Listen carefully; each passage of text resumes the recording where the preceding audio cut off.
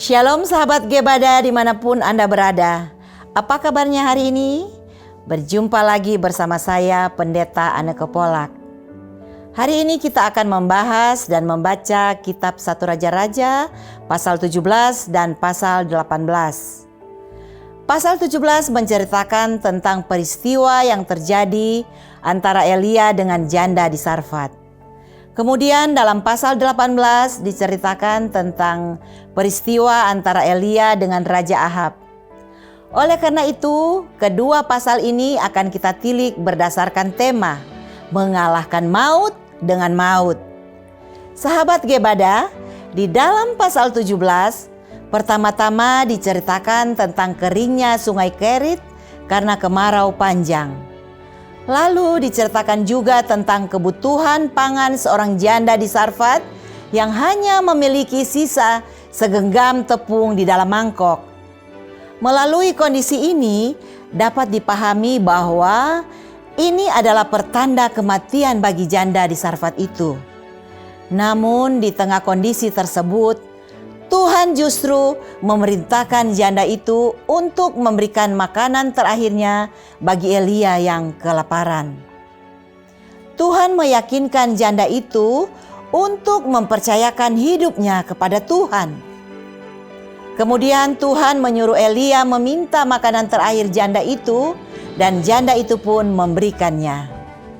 Apa maksud Tuhan di balik kondisi janda yang mendekati kematian itu? Maksud Tuhan adalah janda itu mengalami kelimpahan makanan setelah memberikan makanan terakhirnya kepada Elia.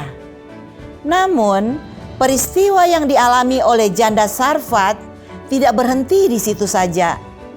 Setelah dia menerima kelimpahan makanan beberapa waktu lamanya, anaknya pun mati. Dan janda Sarfat itu bersedih dan menanyakan hal itu kepada Elia. Lalu Elia meminta anak itu dan membaringkannya di tempat tidur. Kemudian Elia berdoa dengan sikap berserah total kepada Tuhan dan meminta agar Tuhan mengembalikan nyawa anak itu. Saat itu juga Tuhan kembali menghidupkan anak janda Sarfat tersebut. Melalui kejadian itu, janda Sarfat kemudian membuat pengakuan iman yang tulus. Pengakuan itu tercatat dalam 1 Raja-Raja pasal 17 ayat 24. Pada pasal sebelumnya diceritakan bahwa Ahab berencana untuk menaklukkan seluruh Israel. Dan oleh karena hasutan Isabel ingin memburu dan membunuh Elia, Elia yang sebelumnya berlari menghindar dari buruan itu, akhirnya melalui pimpinan Tuhan menghadap Ahab dan memutuskan untuk menerima kematian yang akan menimpanya. Namun, Tuhan tidak mengizinkan hal itu menimpa Elia.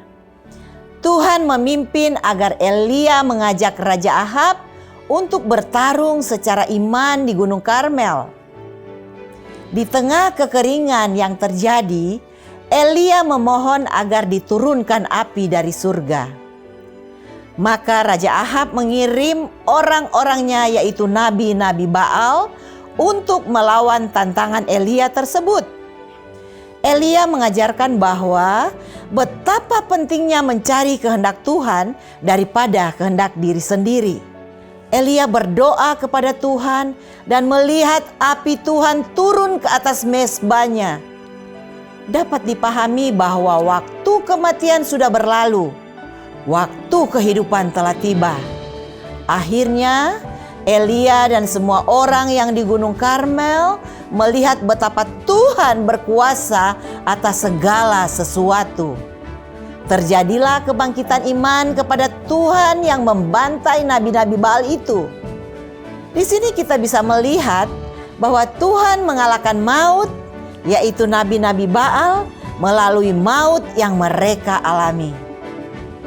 Sekarang, mari kita membaca kitab 1 Raja-Raja pasal 17 dan pasal 18 bersama-sama.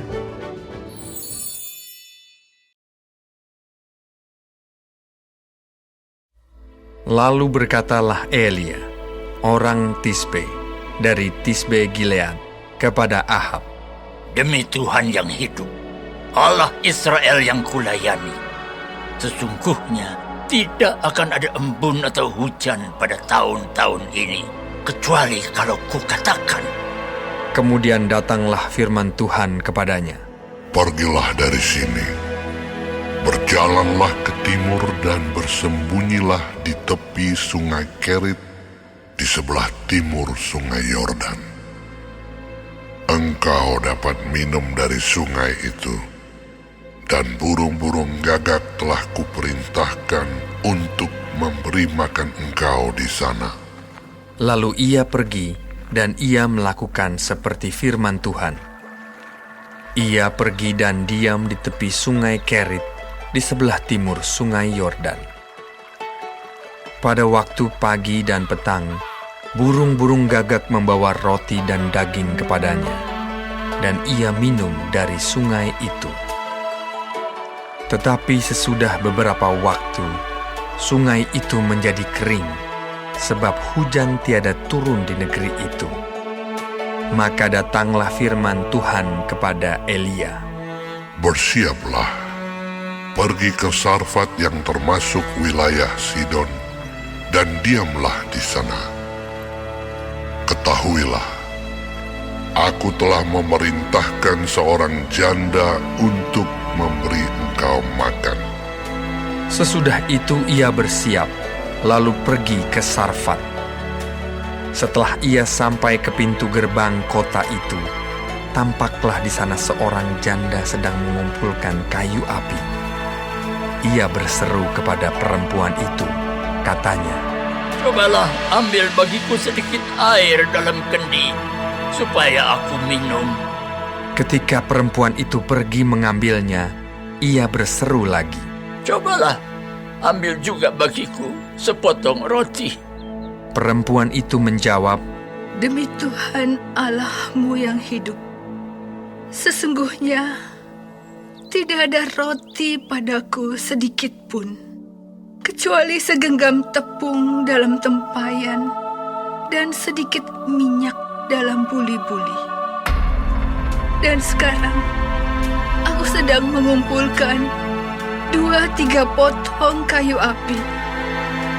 Kemudian aku mau pulang dan mengolahnya bagiku dan bagi anakku. Dan setelah kami memakannya, maka kami akan mati." Tetapi Elia berkata kepadanya, "Janganlah takut. Pulanglah. Buatlah seperti yang kau katakan.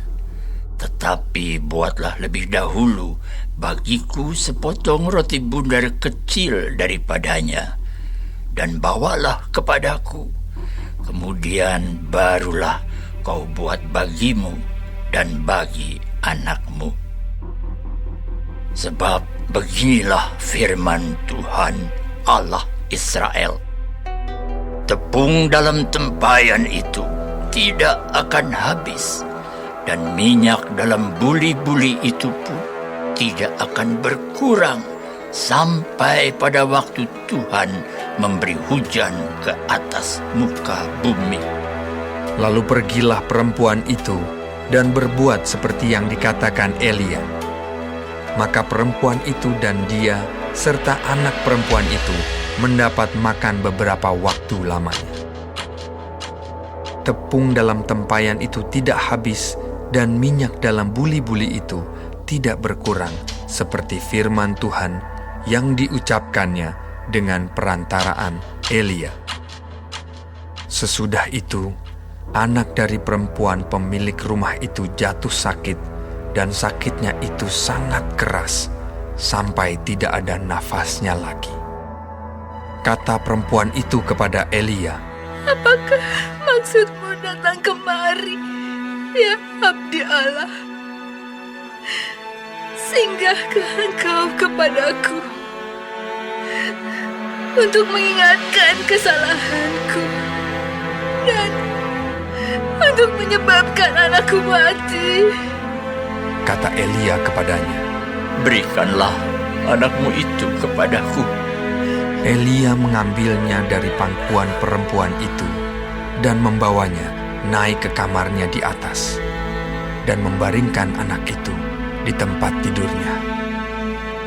Sesudah itu ia berseru kepada Tuhan, katanya, Ya Tuhan Allahku, apakah Engkau menimpakan kemalangan ini atas janda ini juga, yang menerima aku sebagai penumpang dengan membunuh anaknya?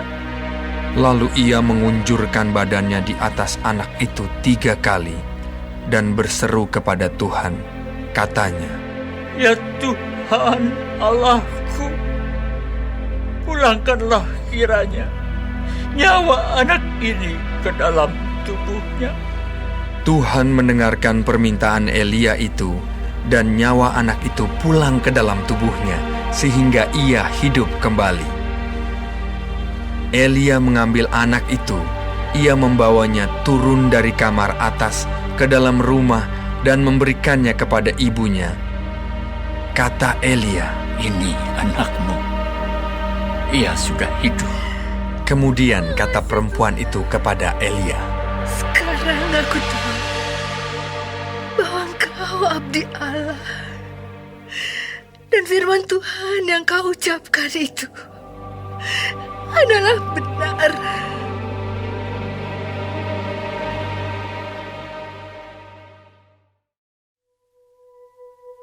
Dan sesudah beberapa lama, datanglah firman Tuhan kepada Elia dalam tahun yang ketiga. Pergilah, perlihatkanlah dirimu kepada Ahab, sebab aku hendak memberi hujan ke atas muka bumi.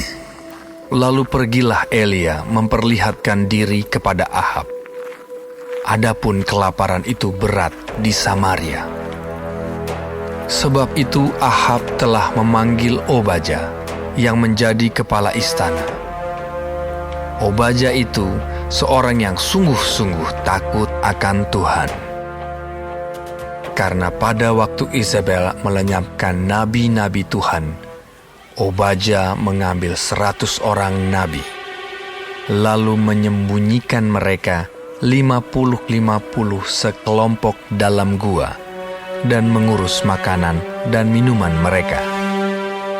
Ahab berkata kepada Obaja, Jelajahilah negeri ini, dan pergilah ke segala mata air dan ke semua sungai.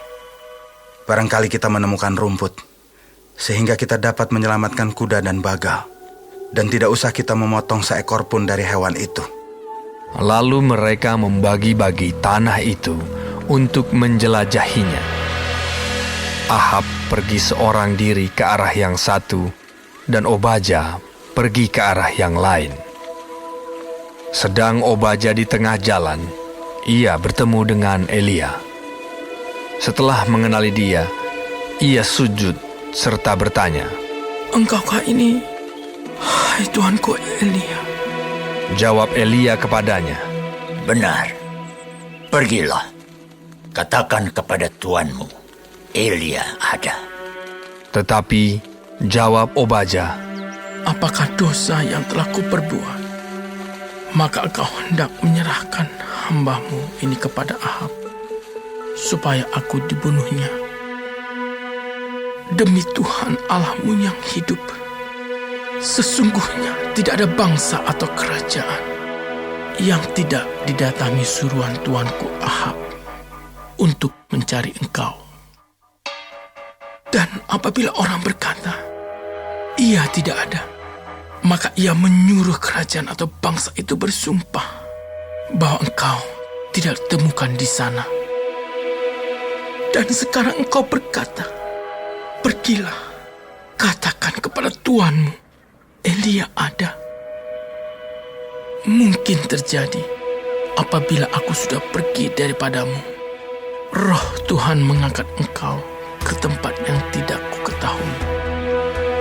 Kalau aku sampai kepada Ahab untuk memberitahukannya, dan engkau tidak didapatinya, tentulah ia akan membunuh aku.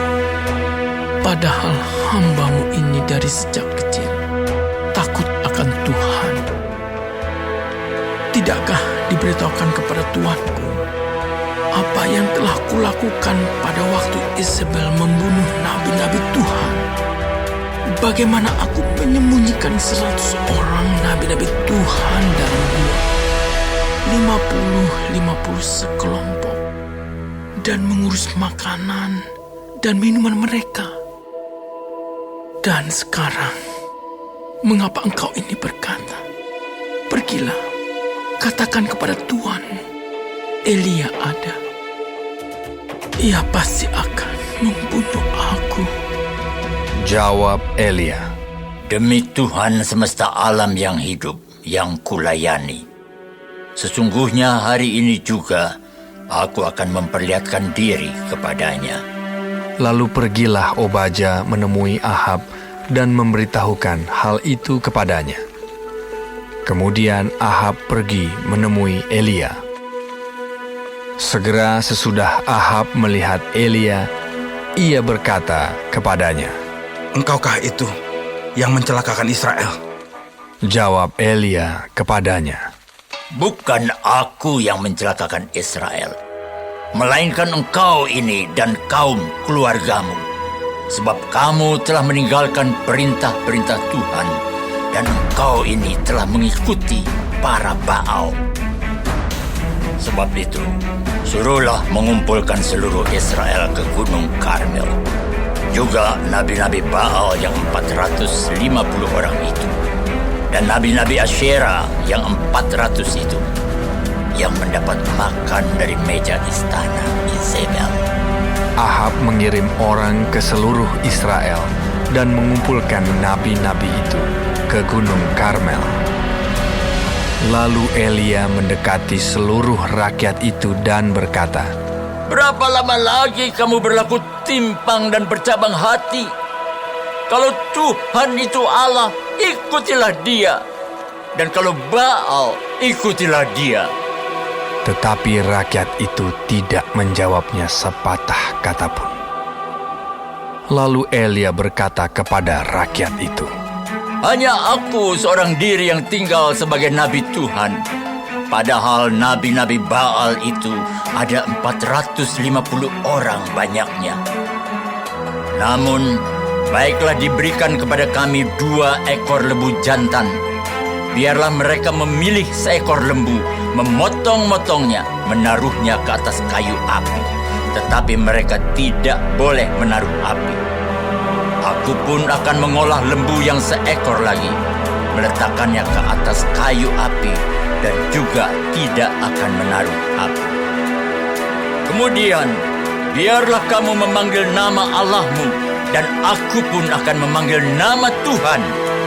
Maka Allah yang menjawab dengan api, dialah Allah. seluruh rakyat menyahut, katanya. Baiklah demikian.